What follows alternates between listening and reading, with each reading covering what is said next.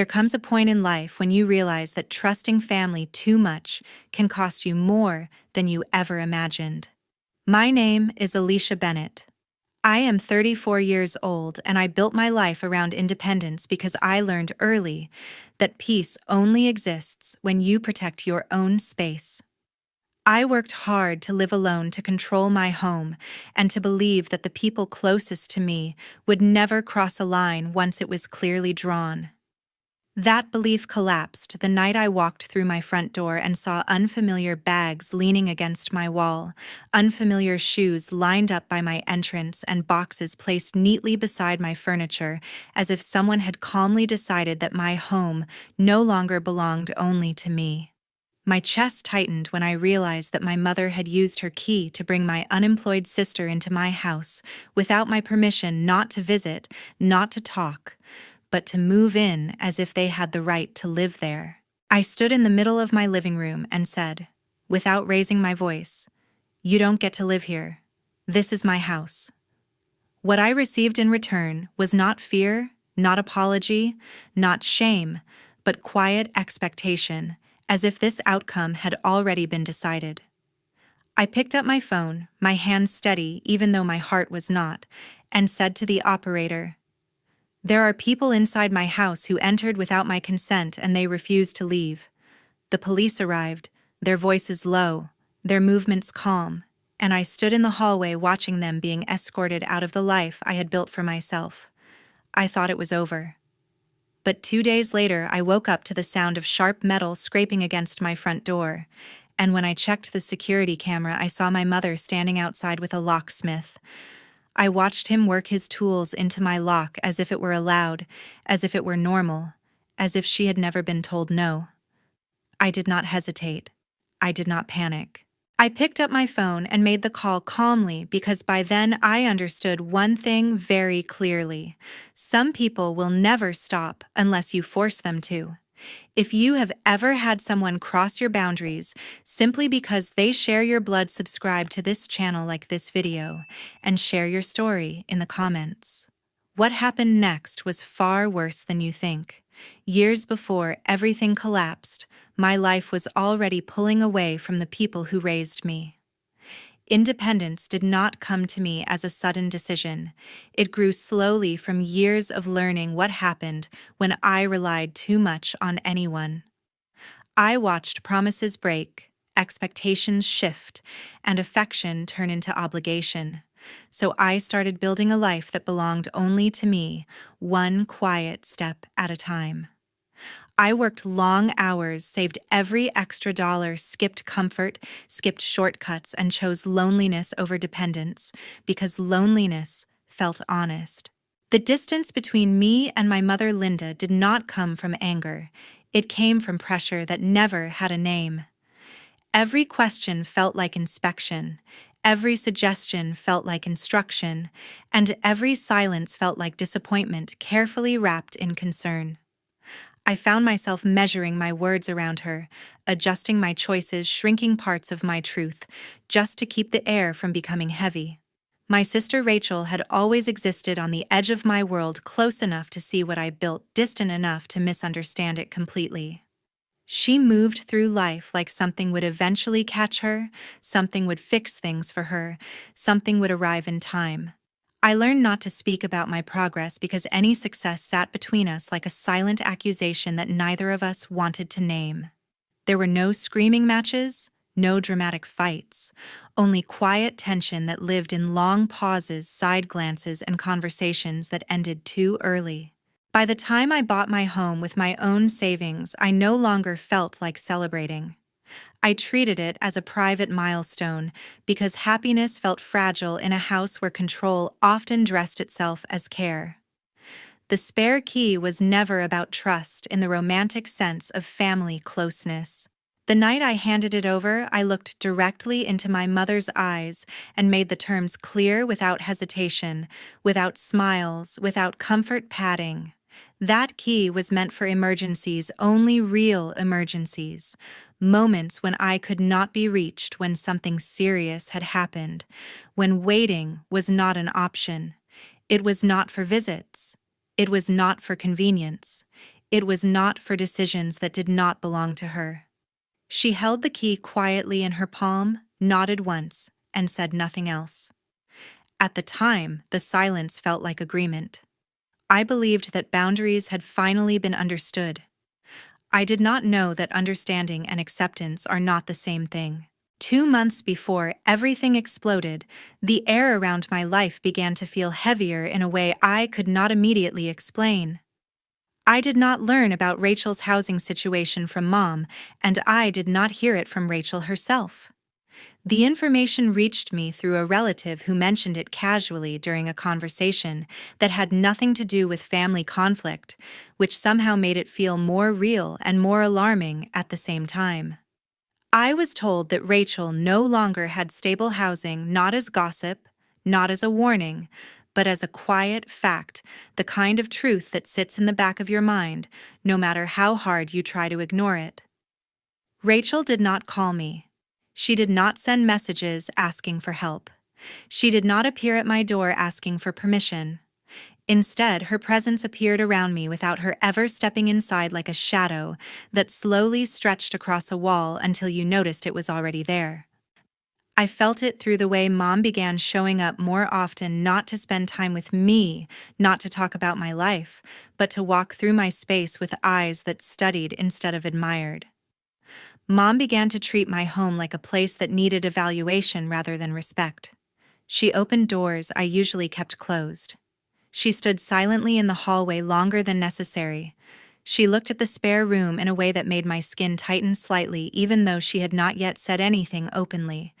Her voice stayed soft, but her intentions started to feel louder than her words. One afternoon, while she stood near the doorway of the guest room, she said something that felt simple on the surface but heavy underneath.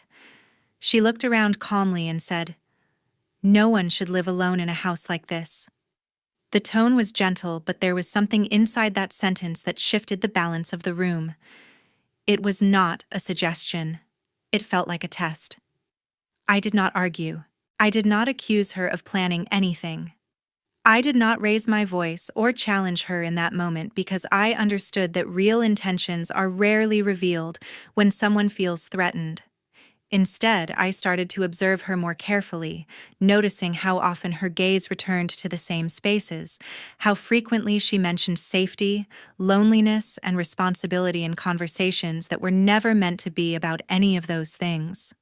The longer this continued, the more I began to feel that this was no longer about concern.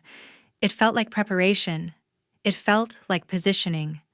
It felt like small movements being made quietly before a larger decision was forced into the open without my consent.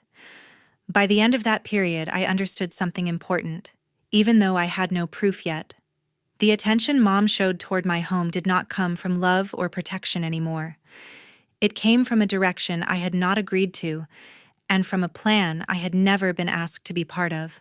Not long after that, during a work trip, I began to feel a familiar sense of unease, the kind of feeling that usually appears just before something quietly falls apart. The trip itself was related to real estate, a series of property evaluations I had been managing for weeks, which meant long inspections, paperwork, and constant movement between buildings that all looked similar, but demanded different levels of attention. I had planned to stay away longer to finish everything properly, but the uneasy pressure in my chest grew stronger with each passing night, so I decided to return early without telling anyone. When I opened my front door, the air inside the house felt unfamiliar, even though nothing looked obviously destroyed. There were boxes stacked near the wall that I knew did not belong to me, bags sitting near the entryway that had never been there before, and objects placed carefully, as if someone had planned their positions rather than dropped them in a hurry. The arrangement was calm, almost respectful, which somehow made the situation feel more invasive instead of less. I moved further inside with slow steps, trying to understand how everything could feel occupied without looking chaotic, and that was the moment Rachel stepped into view. She did not look startled. She did not look ashamed. Her posture was relaxed in a way that suggested she believed she had every right to be there. I asked her what she was doing inside my home, not in a raised voice, not in a desperate tone, but with the quiet pressure of someone trying to keep control of their own reality. She looked at me and said, "Mom said it was already handled." That sentence stayed in the air longer than anything else she could have said because it answered nothing while explaining everything at the same time. I understood in that moment that this was not a misunderstanding, not a mistake, not an awkward family favor, but a decision that had been made without my presence, my permission, or my consent. As I walked further through my own house, I began to notice how precise the changes were. My belongings had been shifted slightly to make room. Drawers had been reorganized. A spare space that I had kept intentionally empty had been prepared to serve a different purpose. The clarity hit me slowly, not as fear, but as something sharper, because I realized that the emergency key I had given for protection had been used as a tool of access, not safety. I did not fall into old emotions. I did not collapse into shock.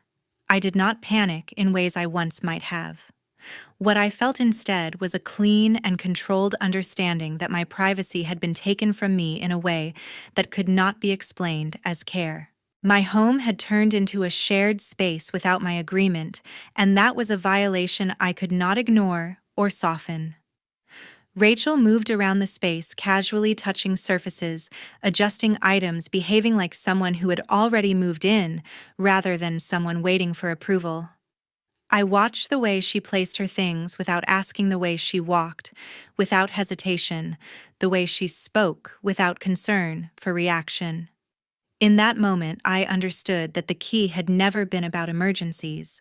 It had become a quiet permission slip that I never meant to give. I stood there without shouting, without pleading, without begging for reason, because respect does not live in arguments when the boundary has already been broken. What mattered was not the conversation. What mattered was the line that had been crossed without hesitation. By the time I left that room, my mind felt clearer than it had in a long time, because I knew that whatever came next would not be about emotion, family, or compromise, but about ownership, control, and a line that could no longer be treated as negotiable. The next morning, I realized I was done negotiating.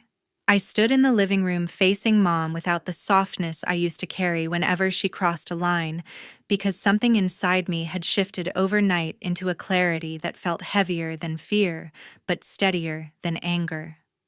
I told her that ownership was not a feeling, not a suggestion, not a flexible idea shaped by blood or history, but a legal and personal reality that no one was allowed to touch simply because they shared my last name.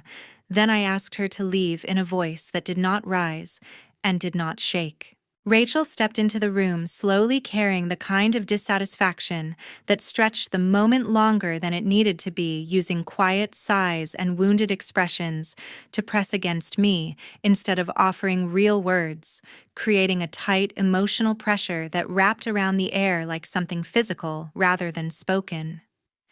She spoke about family in a way that treated guilt as obligation, making the space feel suffocating instead of conversational, while I remained still and refused to soften the boundaries I had already spoken aloud.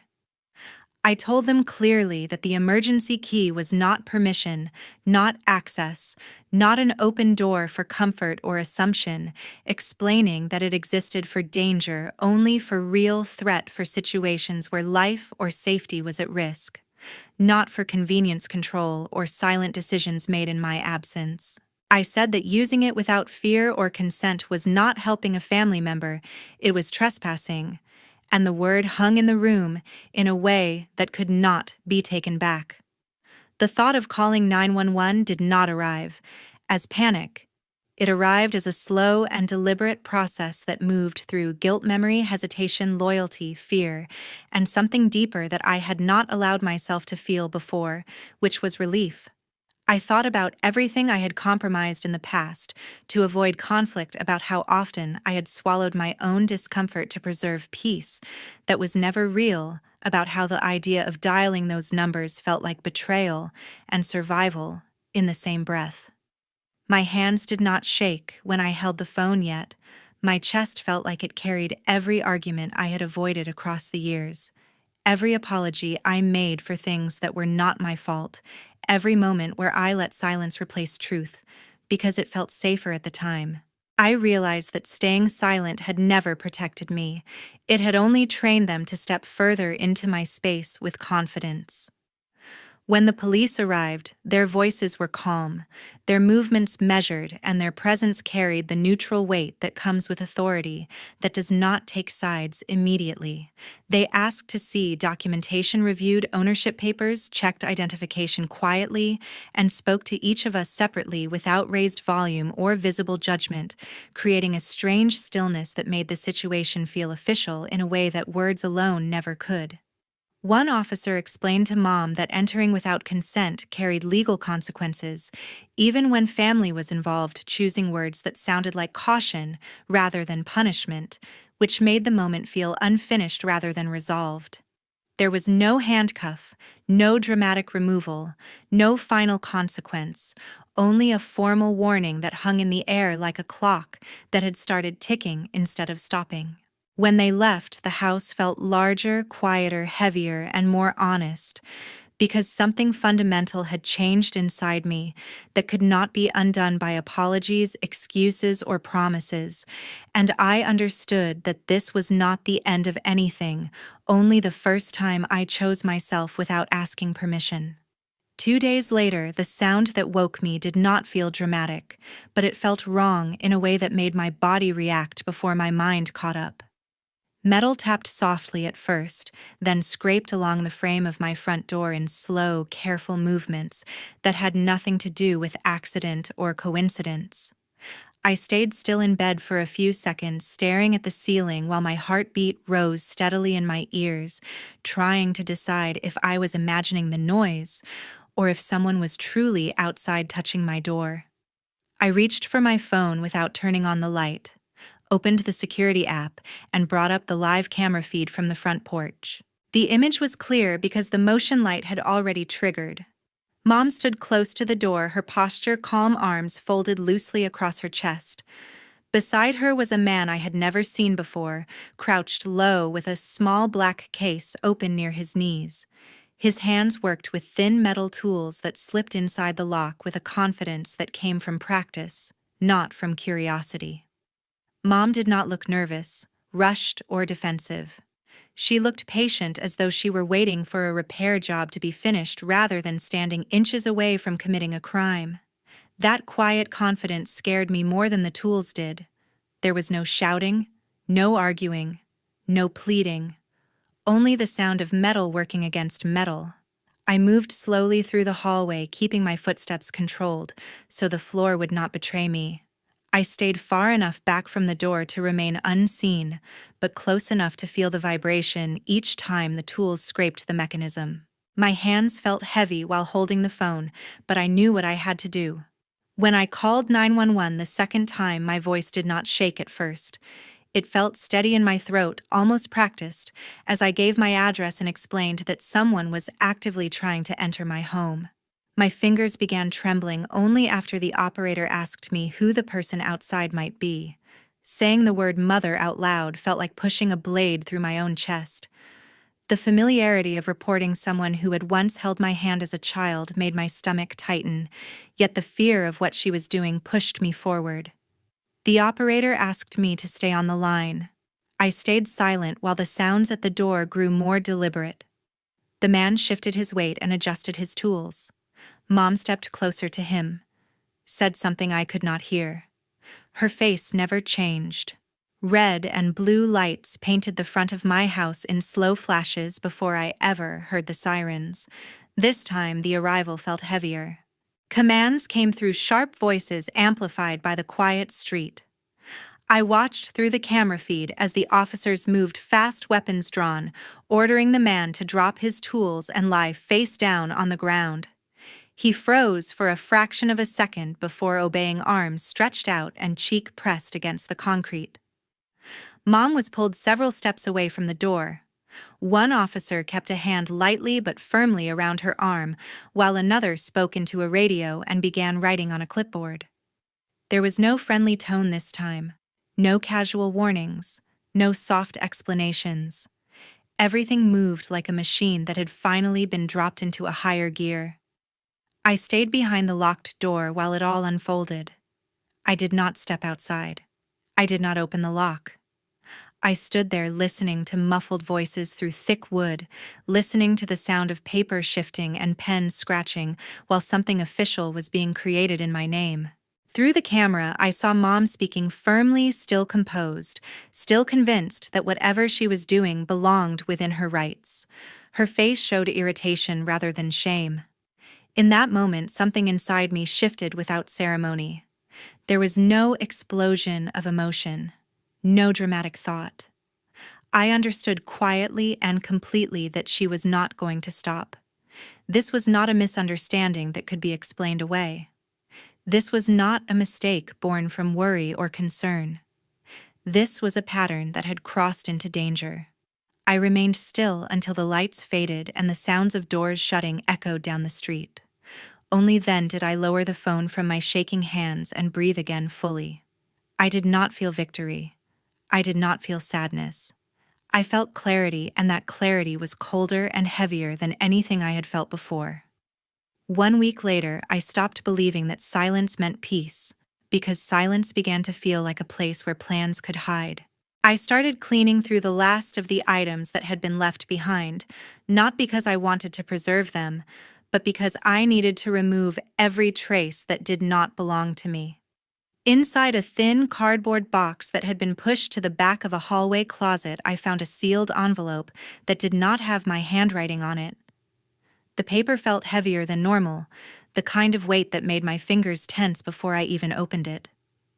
Inside were printed forms that carried my name, my address, my signature, and descriptions of long-term residential permission that I had never applied for or approved. At first, I tried to convince myself that it was a misunderstanding, but the longer I looked at the lines, the spacing and the looping strokes at the bottom, the clearer it became that the handwriting was not mine. That night, I made an appointment with my lawyer, Daniel Harper, because this no longer felt like a family problem that could be talked through quietly. From that moment forward, I referred to him only as Daniel, because I needed someone who saw this as law, not emotion, and I needed someone who would not soften the edges of what was happening. Daniel sat across from me quietly as he reviewed each page, moving slower with every document, and the way his jaw tightened told me more than any words could have. He explained to me that if those papers had ever been filed even partially, someone could have argued that I had given legal permission for another person to establish residence in my home, which could have opened the door to property disputes that might take years to unravel. He told me that in situations like this, silence is often the most dangerous response because it allows false documents to grow roots inside legal systems before the real owner even realizes something has been planted. He explained that this was no longer about hurt feelings, broken trust, or emotional boundaries, but about protecting ownership intent and legal control over what I had built with my own effort. As I listened, something shifted inside me because I finally saw the shape of the entire situation clearly. This had never been about letting Rachel stay for a while, and it was never about Mom trying to help in the way that parents sometimes do. This was a slow, deliberate movement toward control, one that relied on guilt, pressure, and assumptions rather than permission or truth. I felt something steady replace the confusion in my chest, because I understood that if they had been successful, I might have woken up one day inside a home that no longer legally belonged to me in the way I believed, tangled inside courtrooms instead of hallways, trying to prove that my life had been taken without my consent. That was the moment I decided there would be no more conversations, no more explanations, and no more attempts to repair something that was not broken by accident. I stopped responding to messages. I stopped acknowledging calls. I stopped leaving room for doubt inside my own mind. With Daniel's guidance, I began preparing formal documentation that would protect the property, block any attempt to file residency claims, and create a clear legal record that I had never granted permission for anyone else to gain rights over my home. I worked through each step carefully because this was no longer emotional work. It was structural work designed to protect the foundation of my life.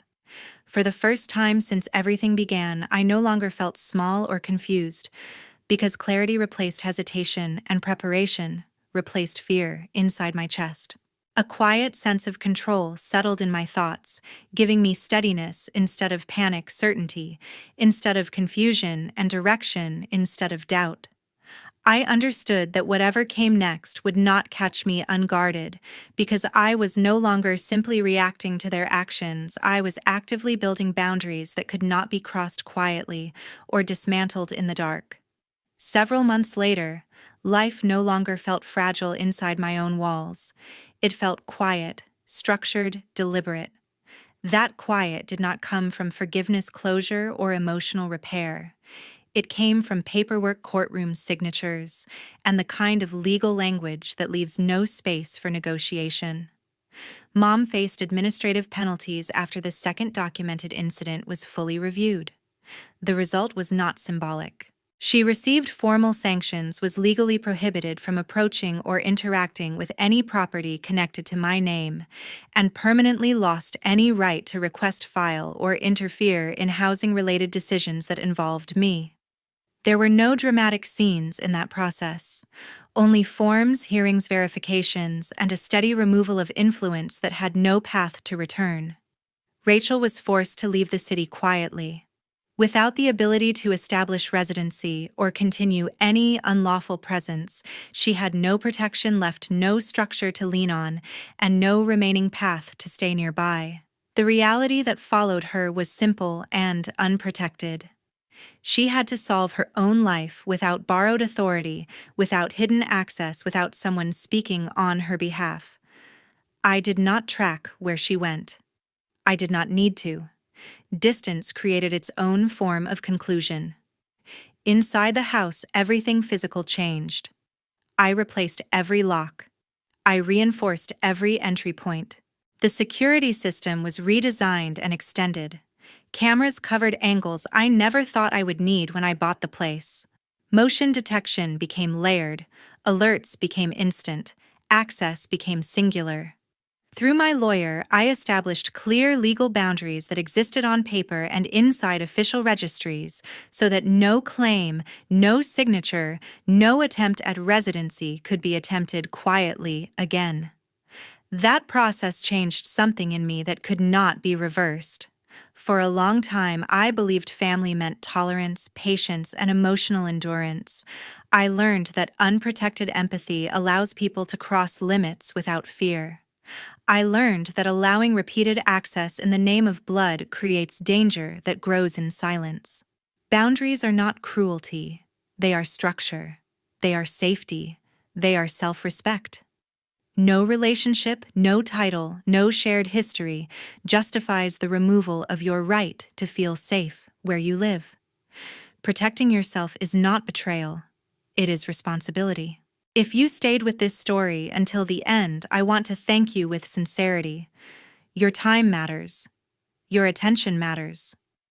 If you have ever experienced someone using closeness as a way to push into spaces that should have remained yours, you are not alone.